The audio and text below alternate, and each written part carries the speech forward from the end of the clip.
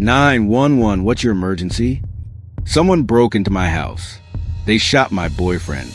He's not breathing. Is he breathing? No, I don't think so. Alright, when did this happen? Like 5 minutes ago. Alright. And how many is injured? Is it just him? Yes, it's just him. Alright, and how many suspects were involved? I don't know, sir. I was there with my bed and I just heard gunshots. I put him under the bed. Where's that suspect at now? Do you know? No. Those frantic words would launch an investigation in LaGrange, North Carolina, that would expose one of the most shocking betrayals in recent memory. The woman who deputies say made a 911 call last month has been charged with her boyfriend's murder. On what seemed like an ordinary night, Nyasia Perkins made a desperate call to emergency services, reporting that an unknown intruder had invaded her home and killed her partner, Quentin Lee Gray, while their young children slept in nearby rooms. But as investigators would soon discover, nothing about this case was ordinary.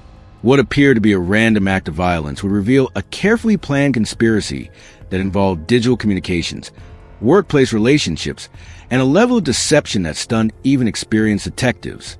The Lenoir County Sheriff's Office says Nyasia Perkins and Calvin Coley were arrested Wednesday and charged with first-degree murder and felony conspiracy in Quentin Gray's death. LaGrange is a type of small North Carolina community where neighbors know each other's business, and violent crime feels like something that happens somewhere else.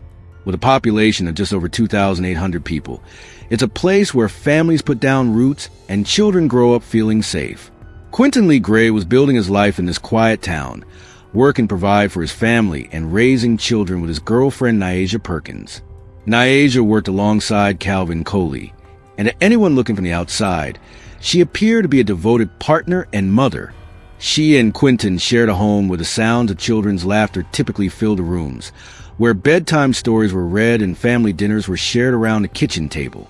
But on this particular night, those same rooms where children had been tucked safely into their beds would become the scene of an investigation that would shake this small community to its core. The woman who called 911 in apparent terror, begging for help as she claimed to have discovered her boyfriend's body, would soon find herself at the center of a murder investigation. As emergency responders raced toward the scene that night, none of them could have predicted they were responding to what would become a complex murder case involving conspiracy, digital evidence, and a level of premeditation that would ultimately lead to life sentences and decades behind bars. The investigation that followed would demonstrate how modern law enforcement uses technology to solve crimes, how digital communications can expose the most carefully hidden secrets, and how justice can prevail even when the truth is buried beneath layers of deception and false narratives. This is the story of how that investigation unfolded, how the truth was revealed, and how justice was ultimately served for Quentin Lee Gray and his children. Stay tuned as we reveal everything about this case. Drop a comment and let me know what you think about this story. Welcome to our channel. Make sure to hit the subscribe button. Like and share this video to help raise awareness and spread caution. Let's begin.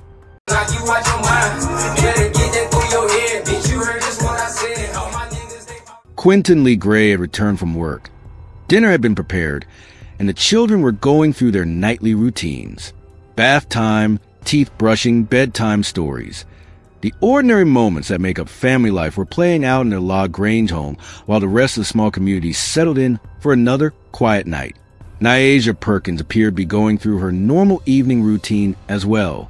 To any observer, she was simply a mother helping get the children ready for bed, a partner sharing an ordinary weeknight with a man she lived with and claimed to love. I'm gonna block on my motherfucking phone tomorrow, Yvette. All right, Jody, damn. Stupid ass, man. I can't believe you. What the fuck you doing? Sitting on the phone telling them all my personal business? He on the phone talking about, yeah, I know you still living with your mama. I don't want to hear that shit. There was no indication that she had been exchanging messages with her co-worker Calvin Coley, finalizing plans that would end Quentin's life before the night was over. The children were eventually tucked into their beds, their rooms quiet as they drifted off to sleep. These innocent children had no way of knowing that the adults they trusted to keep them safe had put a plan into motion that would change their lives forever. According to the timeline that investigators would later piece together, Calvin Coley was making his way toward the residence as the children settled into sleep. His phone would later place him in the area, contradicting any claims that he was elsewhere during the attack. Meanwhile, inside the home, Nyasia was preparing to execute the plan she had discussed with Calvin through their digital communications. The gunshots that ended Quentin's life shattered the quiet of the neighborhood. In a community where violent crime was rare, the sound of gunfire was shocking and unmistakable. Yet despite the noise, the children somehow remained asleep, spared from witnessing the murder of their father, but destined to wake up to a world forever changed. Within moments of the shooting, Nyasia was on the phone with 911, her voice filled with what sounded like genuine panic and terror. "Someone broke into my house. They shot my boyfriend. He's not breathing," she told the emergency dispatcher, painting a picture of herself as a victim who had discovered her partner's body after an unknown intruder had invaded their home. Is he breathing? No, I don't think so. All right, when did this happen? Like 5 minutes ago. All right. Her account during that 911 call would become crucial evidence later in the investigation. She described hearing gunshots, finding Quentin's body, and desperately trying to help while also checking on the children. To the dispatcher and the first responders who had arrived at the scene, Nyasia appeared to be a traumatized woman who had experienced every person's worst nightmare, a home invasion that had turned deadly. Emergency medical services and law enforcement arrived at the scene within minutes, but there was nothing they could do for Quentin. He had been shot and killed, leaving behind his children and what appeared to be a devastated partner. The paramedics confirmed what Nyasia had reported. Quentin Lee Gray was dead. Nyasia continued to provide her account to responding officers, describing how she had heard the gunshots and discovered Quentin's body. She maintained that an unknown intruder had broken into their home, shot her boyfriend, and fled the scene. Her emotional state appeared consistent with someone who had just experienced a traumatic event, and initial responders had no reason to doubt her version of events. But as investigators began their work, they would start noticing details that didn't align with Nyasia's account of a home invasion. The evidence would tell a very different story than the one she had provided to emergency services and responding officers. The first major red flag was the lack of forced entry. In genuine home invasions, intruders typically leave clear evidence of how they gained access to the residence. Doors are kicked in, windows are broken, locked or damaged, or other obvious signs show where the perpetrator entered the property. But as investigators examined every possible entry point to the Gray home, they found no evidence that anyone had broken in. All doors remained properly locked with no damage to frames or hardware. Windows were intact with no signs of forced opening. Even areas that might provide alternative entry routes showed no disturbance. For an unknown intruder to have accessed a home and committed murder, they would have needed to enter through some route that left physical evidence. But no such evidence existed. The absence of any indicators of robbery presented another significant problem with Nyasia's account. In legitimate home invasions, perpetrators are typically seeking items of value that can be quickly taken and sold. Electronics, jewelry, cash, and other easily portable valuables are usually targeted. But investigators found that nothing had been stolen from the Gray residence. Television sets, gaming systems, computers, and other electronics remained untouched. Jewelry and other valuables were found exactly where they should be, with no indication that anyone had searched the home looking for items to steal. Even cash that was visible in the residence had not been taken. This absence of theft was highly unusual for what was supposed to be a robbery that had escalated to murder. The ballistic evidence presented perhaps the most significant contradiction to Nyasia's version of events. The gunshot patterns and trajectories did not support her description of where the shooter had been positioned or how the attack had occurred. Experienced investigators who examined the scene found that the physical evidence of the shooting was inconsistent with her account of discovering the intruder and the subsequent gunfire. At this point, investigators started questioning everything. What would you do if the evidence didn't match the story? Let me know what state or country you're watching from. I love seeing where our true crime community is located. The investigation began focusing on digital evidence, recognizing that modern criminal investigations often rely heavily on electronic communications, phone records, and other technological evidence that can provide insights into relationships, planning, and coordination between individuals. Investigators obtained warrants for phone records and began examining the digital communications of everyone connected to the case. During the expanded investigation, Calvin Coley emerged as a person of interest. As Nyasia's co-worker, he had regular contact with her and would have had knowledge of her personal life and household routines. Investigators began examining his potential connection to the case and his whereabouts during the time of the murder. The breakthrough in the case came through digital forensics, demonstrating how modern technology has revolutionized criminal investigations. When investigators obtained warrants for phone records and began examining electronic communications, they discovered a trail of digital evidence that completely contradicted Nyasia's account of what happened that night. Phone records revealed extensive communication between Nyasia Perkins and Calvin Coley in the days and weeks leading up to Quentin's murder. Rather than the occasional work-related messages that might be expected between co-workers, their communication showed a pattern of frequent contact that extended far beyond professional interactions. More damaging than the frequency of their communications was the content of their messages. Text message records subpoenaed by investigators revealed that Nyasia and Calvin had been discussing plans to kill Quentin, with conversations that detailed timing, logistics, and methods for carrying out the murder while making it appear to be a random home invasion. Location data from Calvin's mobile phone provided crucial evidence that placed him near the Gray residence during the time of the murder. Cell tower data and GPS information contradicted any potential claims that he had been elsewhere during the attack. The digital trail showed his phone moving toward the area where Quentin was killed, remaining there during the time frame when the murder occurred, and then leaving the area afterward. The digital evidence also revealed the motive behind their conspiracy.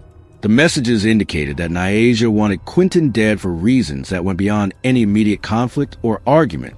The communication suggested a level of planning that demonstrated her commitment to ending his life and her willingness to involve Calvin in carrying out the murder. The coordination revealed through their digital communications extended to the timing of the attack itself. Messages showed they had planned when Calvin would approach the residence, how Nyasia would ensure access, and what would happen in the immediate aftermath of the shooting. They had even discussed the 911 call and what Nyasia would tell emergency services. Perhaps most shocking was the casual tone of many of these communications, as if they were planning an ordinary activity rather than premeditated murder. The messages lacked the emotional weight that might be expected from someone contemplating taking a life, instead reading more like logistical planning for a routine task. Calvin's role in the conspiracy was clearly established through the digital evidence. Rather than being a passive participant who had been manipulated into involvement, the messages showed he was an active contributor to the planning process, offering suggestions and coordinating his actions with Nyasia's plans. The evidence showed they had discussed what would happen to the children after Quentin's death, demonstrating their awareness that their actions would affect innocent lives. These conversations revealed a level of disregard for the welfare of the children, who would be left without their father and potentially without their mother if the conspiracy was discovered. Investigators also found evidence that the pair had deleted many of their communications, attempting to hide the extent of their planning from law enforcement. However, digital forensic specialists were able to recover deleted messages and reconstruct a comprehensive timeline of their conspiracy.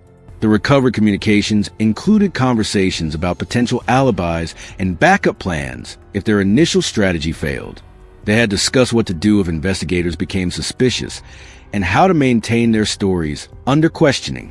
This level of planning demonstrated their understanding that they were committing a serious crime with significant consequences. Armed with overwhelming digital evidence, investigators moved quickly to secure arrest warrants for both Nyasia Perkins and Calvin Coley. The charges were serious, first-degree murder and felony conspiracy, reflecting the premeditated nature of their crime and the level of planning that had gone into Quentin's death. Nyasia's arrest came as a shock to those who had initially viewed her as a victim of the home invasion. When officers arrived to take her into custody, she was confronted with the digital evidence that had been recovered from her communications with Calvin. Her reaction when presented with the text messages and phone records demonstrated her realization that their carefully planned deception had been exposed. Calvin Coley was arrested separately, and like Nyasia, he was forced to confront the digital trail that documented their conspiracy. The location data from his phone that placed him near the residence during the murder, combined with the recovered communications planning the crime, left little room for denial of his involvement in Quentin's death. Both defendants initially maintained their innocence despite the evidence against them. However, the strength of the digital evidence made it clear to prosecutors that they had strong cases against both conspirators. The electronic communications provided a detailed record of premeditation that would be difficult for any defense team to overcome. During the legal proceedings, the community of La Grange struggled to understand how two people could plan such a betrayal. Residents who had known Nyasia and had worked with Calvin found it difficult to reconcile the people they thought they knew with individuals capable of planning and executing a murder. When the verdicts were delivered, the jury found Nyasia Perkins guilty of first-degree murder. The evidence of premeditation and her role as the primary planner of the conspiracy supported the most serious murder charge available under North Carolina law. Her conviction carried the possibility of life imprisonment without the possibility of parole. Calvin Coley was convicted of conspiracy in connection with Quentin's death. While his role had been significant, the evidence suggested that Nyasia had been the primary architect of the plan to kill Quentin. His conviction reflected his participation in the conspiracy, while acknowledging the different levels of responsibility between the two defendants. At sentencing, Nyasia received life in prison without the possibility of parole, ensuring that she would never again be free to harm another person or plan another murder. The sentence reflected the seriousness of her crime and the level of betrayal involved in planning the death of her children's father. Calvin was sentenced to 25 years in prison for his role in the conspiracy. While his sentence was less than Nyasia's, it still represented a significant portion of his life behind bars and reflected the court's conclusion that his participation had been crucial to carrying out the murder. The sentences brought a measure of justice for Quentin Lee Gray and provided some closure for his family and the La Grange community that had been shocked by the crime. The murder of Quentin Lee Gray serves as a stark reminder that the most dangerous threats often come from those we trust most. What began as a reported home invasion in quiet La Grange, North Carolina, was revealed through digital evidence to be a carefully planned conspiracy between a girlfriend and her co-worker. The investigation demonstrated how modern technology creates evidence trails that criminals cannot erase, no matter how carefully they plan their crimes. Text messages, phone records, and location data provided investigators with a detailed record of Nyasia Perkins and Calvin Coley's conspiracy, making it impossible for them to maintain their deception. The life sentence imposed on Nyasia and the 25-year sentence given to Calvin reflect the seriousness of their betrayal and the premeditated nature of their crime. Most importantly, these convictions provide some measure of justice for Quentin and his children, who were the true victims of this conspiracy. This case shows us that the truth always finds a way to surface, especially in our digital age. What's your take on this case? Do you think the sentences were appropriate? Subscribe if you want more deep dives into cases where technology helped solve the crime, and ring that notification bell so you never miss our latest investigations. The children who lost their father that night deserve to grow up knowing that justice was served and that the people responsible for destroying their family were held accountable for their actions.